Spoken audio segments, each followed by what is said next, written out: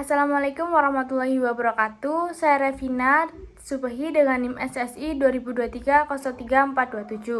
Pada kesempatan ini saya akan mempresentasikan tugas mengenai sistem pendukung keputusan pemilihan penerima beasiswa menggunakan metode AHP dan TOPSIS. Berikut yang pertama ada pendahuluan. Latar belakang. Beasiswa merupakan bantuan pendidikan yang diberikan kepada mahasiswa agar dapat mendukung kelancaran proses belajar. Namun dalam pelaksanaannya jumlah pendaftar biasanya lebih banyak dibandingkan kuota yang tersedia. Oleh karena itu diperlukan suatu sistem yang mampu membantu proses seleksi agar lebih objektif, cepat, dan transparan. Pada penelitian ini digunakan dua metode, yaitu AHP untuk menentukan bobot setiap kriteria, serta TOPSIS untuk menentukan alternatif terbaik berdasarkan bobot yang telah diperoleh. Selanjutnya ada rumusan masalah dan tujuan. Rumusan masalah pada penelitian ini adalah bagaimana menentukan calon penerima beasiswa secara objektif berdasarkan beberapa kriteria menggunakan metode AHP dan TOPSIS. Adapun tujuan penelitian ini adalah membantu pihak kampus menentukan mahasiswa yang paling layak menerima beasiswa berdasarkan berbagai aspek penilaian sehingga keputusan yang dihasilkan menjadi lebih akurat. Selanjutnya di sini ada bab 2 pembahasan alternatif dan kriteria. Pada penelitian ini terdapat 5 alternatif calon penerima beasiswa, yaitu Andi, Budi, Citra, dan Dinda, dan Eko. Penilaian dilakukan menggunakan 5 kriteria, yaitu IPK, penghasilan orang tua, jumlah tanggungan orang tua, prestasi akademik maupun non-akademik, dan keaktifan organisasi. Perlu diketahui juga bahwa penghasilan orang tua merupakan kriteria cost, sehingga semakin kecilnya semakin baik. Sedangkan kriteria lainnya merupakan benefit, artinya semakin besar nilainya semakin baik. Selanjutnya penentuan bobot menggunakan AHP. Tahap pertama adalah menentukan bobot setiap kriteria menggunakan metode AHP berdasarkan hasil perhitungan diperoleh bobot sebagai berikut. IPK sebesar 0,350, penghasilan orang tua sebesar 0,250, jumlah tanggungan sebesar 0,150, prestasi sebesar 0,150, dan keaktifan organisasi sebesar 0,100. Dari hasil tersebut bahwa dapat diketahui IPK menjadi kriteria yang paling prioritas tertinggi dalam proses seleksi. Selain itu, nilai konsistensi rasio kurang dari 0,10 sehingga matriks perbandingan dinyatakan konsisten dan layak digunakan.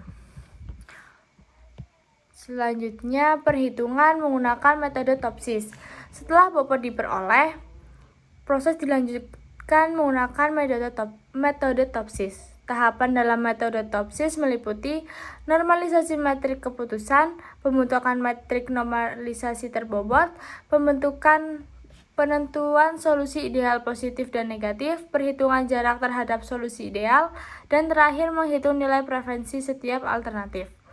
Melalui tahapan tersebut diperoleh nilai akhir yang digunakan sebagai dasar penentuan peringkat calon penerima beasiswa. Selanjutnya juga ada hasil perankingan. Berdasarkan hasil TOPSIS, perhitungan TOPSIS diperoleh urutan sebagai berikut. Peringkat pertama adalah Eko dengan nilai preferensi 0,596, peringkat kedua Dinda dengan nilai 0,589, peringkat ketiga adalah Budi dengan nilai 0,536, peringkat keempat adalah Andi dengan nilai 0,414, dan peringkat kelima adalah Citra dengan jumlah nilai 0,390. Lalu Eko menjadi penerima beasiswa yang paling layak karena memiliki kondisi ekonomi yang paling lebih membutuhkan dengan penghasilan orang tua lebih rendah disertai IPK yang baik serta aktif dalam organisasi. Lanjut di bab ketiga, yaitu menganalisis. Dari hasil tersebut disimpulkan bahwa kombinasi metode AHP dan TOPSIS mampu menghasilkan keputusan yang objektif.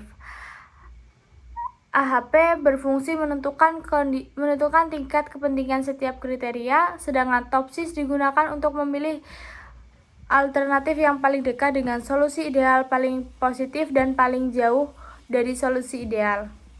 Keunggulan metode ini adalah mampu memberikan peringkat yang lebih jelas sehingga memudahkan pengambilan keputusan. Namun, hasil akhirnya tetap dipengaruhi oleh bobot yang diberikan pada kriteria.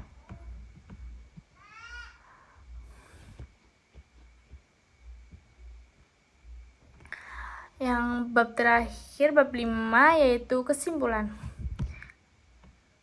Bab keempat, yaitu kesimpulan.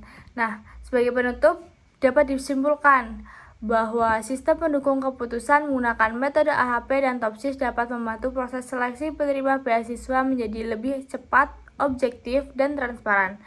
Berdasarkan perhitungan, Eko menjadi mahasiswa yang paling layak menerima beasiswa dengan jumlah nilai preferensi 0,596. Kedepannya sistem ini masih dapat dikembangkan dengan menambahkan jumlah alternatif, kriteria, maupun data mahasiswa agar seleksi lebih menjadi akurat.